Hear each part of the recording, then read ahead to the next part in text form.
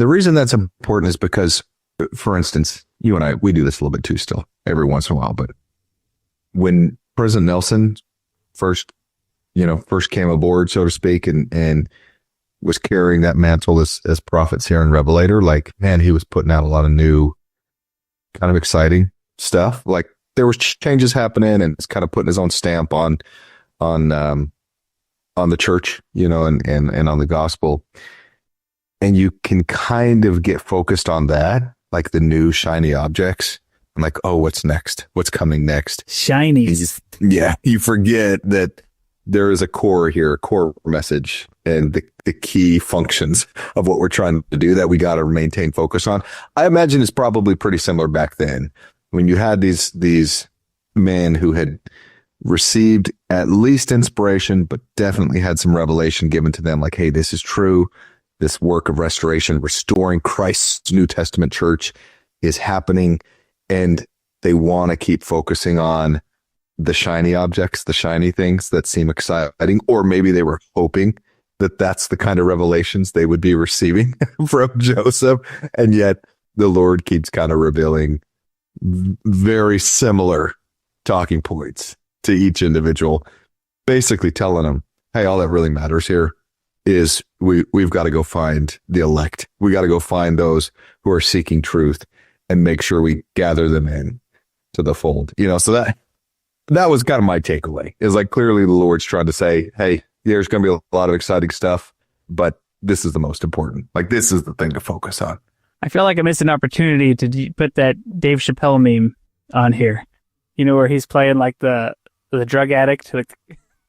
Oh, yeah. It says, you got any more of them revelations? Road. Yeah. You got, Joseph, you got any more of them revelations?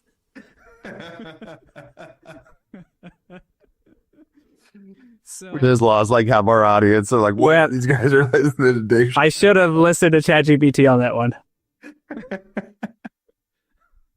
That's why I get chastised, even by ChatGPT. Things just like that. Okay. So, the shinies, right?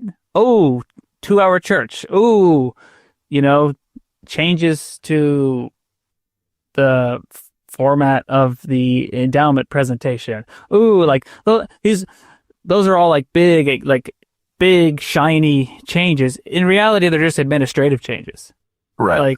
But they seem big and impactful because they they have an impact on our daily life somewhat.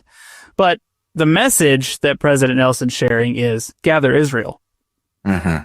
Okay, missionary work and temple work. Gather Israel. And I feel like that's much more in line with these revelations, to your point, right?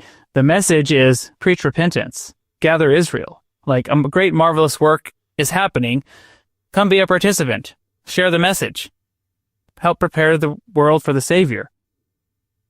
Like, that's the message we see, like, starting in with like section 4, or and on to several of these revelations that have been given. It's a very similar message because it is the core message of this dispensation, even today.